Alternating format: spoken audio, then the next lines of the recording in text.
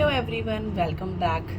तो आज हम लोग जो बात करने जा रहे हैं ना, आज हम छोटे बच्चों के बारे में बात करने जा रहे हैं। छोटे बच्चे मतलब 1 साल से 15 साल के बच्चे जिनके पेरेंट्स की कंप्लेन होती है कि हमारा बच्चा कुछ भी बाहर का खाता है या कहीं थोड़ा सा भी बाहर का जाके खाता है तो उसका गला दर्द करने लग जाता है, गला ख़राब हो जाता है, उसको टॉन्सिल्स हो जाते हैं।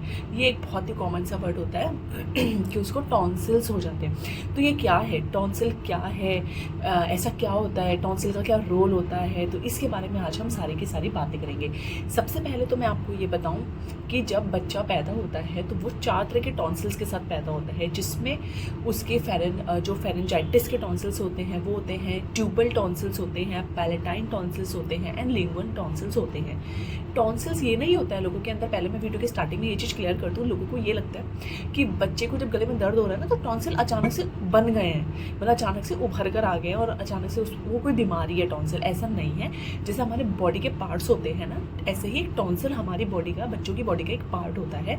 जब बच्चे पैदा होते हैं उस टाइम पे नेचुरली ही टॉन्सिल पैदा किए जाते होते हैं बॉडी के अंदर, गले में, जो कि 1 साल से 15 साल तक रहते हैं। जब बच्चा 15 साल का हो जाता है, 15 साल से ऊपर जाता है, तो अपने आप ये खुद से डिस्ट्रॉय हो जाते हैं, खुद से ख़त्म हो जाते हैं। ये क्यों होते हैं? ये इसीलिए होते हैं कि बच्चे को कोई भी गले का इन्फेक्शन हो, कोई भी हो, तो उसमें अगर मान लो कोई बाहर का खाना खाता है, कोई भी बैक्टीरियल इन्फेक्शन आता है गले के लिए, तो ये टॉन्सिल्स एक्टिवेट हो जाते हैं, जो कि स्वेलिंग होकर टॉन्सिलाइटिस बन जाते हैं। तो जो प्रॉब्लम है वो टॉन्सिलाइटिस की होती है, टॉन्सिल्स की नहीं होती है। लोग बोलते हैं ना इसको ना टॉन्सिल हो रखा है, इसको टॉन्सिल हो रखा है, ऐसा नहीं होता। टॉन्सिल तो है, वो तो ऑलरेडी है। जैसे हमारी बॉडी में और बॉडी ऑर्गन्स होते हैं ना, और बॉडी पार्ट्स होते हैं, ऐसे टॉन्सिल्स भी है।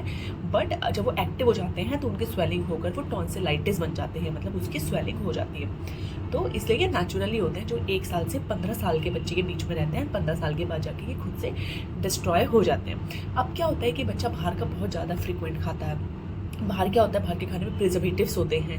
वो प्रिजर्वेटिव्स बहुत ज़्यादा एलर्जी क्रिएट करते हैं गले में बच्चों के, जिसको एलर्जिक फेरेंजाइटिस भी बोला जाता है। ये क्या करते हैं, बच्चों के गले में बहुत ज़्यादा इरिटेशन कर देते हैं। टॉन्सिल्स, अगर मान लो बच्चा नहीं मान रहा है, बाहर का खाना बहुत एक्सेस में खाता है या बहुत ज़्यादा प्रिजर्वेटिव्स वाला खाना खाता है, तो क्या होता है कि जो टॉन्सिल्स हैं ये ओवर एक्टिव हो जाते हैं। बहुत ज़्यादा एक्टिव होने की वजह से ये बहुत ज़्यादा स्वेलअप हो जाते हैं एंड ये बहुत ज़्यादा टॉन्सिलाइटिस इसमें हो जाता है। तो ये होता है इसकी वजह से। अब क्या होता है कि जब हमारा जो टॉन्सिल्स होता है, अब हम बात करें कि इसके सिम्टम्स क्या आते हैं, तो सबसे कॉमन जो सिम्टम होता है वो होता है बच्चों के कान से पानी निकलना, मतलब पस निकलना, मवाद निकलना। तो ये बहुत ज़्यादा होता है कि बच्चों का कान गीला गीला लगता है, बच्चों के कान से पस आता रहता है, तो भी ये टॉन्सिलाइटिस की वजह से ही होता है। इसमें और क्या होता है, क्योंकि जो हमारा कान और नाक है वो ट्यूब के थ्रू है, गला और कान ट्यूब के थ्रू है, नाक और गला ट्यूब के थ्रू अटैच्ड है। तो अगर बहुत ज़्यादा ओवर एक्टिव ही हो जाता है तो वहाँ पर कान से बैक्टीरियल ग्रोथ होने की वजह से इन्फेक्शन होना शुरू हो जाता है एंड जो पानी है, मवाद है, वो बाहर की तरफ आने लगता है। नेक्स्ट होता है, इसमें बच्चे को फीवर होता है, बच्चा प्रॉपर्ली सो नहीं पाता है क्योंकि उसको कानों में दर्द होता है। इसमें कान में दर्द भी होता है, तो बच्चा प्रॉपर्ली सोता नहीं है, बच्चे को फीवर आता है, बच्चे का गला खराब रहता है, गले में बहुत ज़्यादा दर्द रहता है, बच्चे को कान में दर्द रहता है, फ्रीक्वेंट कोल्ड एंड कफ बच्चे को रहता है। तो ये इसके सिम्टम्स होते हैं। अब डॉक्टर आपको बोलेंगे, जब मान लीजिए ये नॉर्मली अगर 1 या 2 साल के अंदर 4 से 5 बार हो रहा है टॉन्सिलाइटिस, तो डॉक्टर बोलेंगे इसको रिमूव करवा दीजिए। तो आपको डरना नहीं है, आप इसको रिमूव करवा सकते हैं, क्योंकि जो बच्चे की इम्यूनिटी है, जो बाकी के टॉन्सिल है उससे मिल जाएगी एंड जो बॉडी है हमारी ओवरऑल बच्चे की उससे मिल जाएगी। तो कोई भी इसमें घबराने वाली बात नहीं है, आप इसको हटवा दीजिए। क्यों? क्योंकि जो बच्चों का डेली रूटीन होता है, बच्चा स्कूल नहीं जा पा रहा है, डेली रूटीन है, प्रॉपर सो नहीं पा रहा है, उसको फ्रीक्वेंट फीवर हो रहा है, सो नहीं पा रहा है, कान में दर्द है, परेशान है, कोल्ड कफ बहुत ज़्यादा उसको हो रहा है, स्कूल से बार बार एब्सेंट हो रहा है इसकी वजह से, तो क्या होगा कि उसकी जो बेसिक लर्निंग्स होती हैं, जो वो पढ़ रहा है, जो उसकी एज है, उस पर इम्पैक्ट पड़ता है। तो इसकी वजह से आप उसको निकलवा दीजिए, रिमूव करवा दीजिए, कोई भी टेंशन लेने की बात नहीं है। उसकी जो इम्यूनिटी है वो बाकी के टॉन्सिल्स और जो बाकी की हमारी ओवरऑल बॉडी होती है उससे बच जाती है, कोई भी घबराने वाली बात इसमें नहीं है।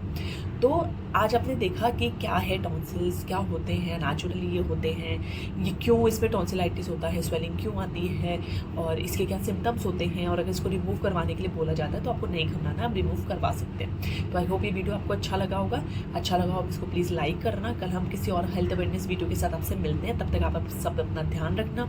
इससे रिलेटेड कोई भी डाउट हो आप हमें क्वेश्चन कर सकते हैं, कॉमेंट कर सकते हैं, मैसेज कर सकते हैं। तो कल हम फिर मिलते हैं, तब तक आप सब अपना ध्यान रखिएगा। Bye bye, take care.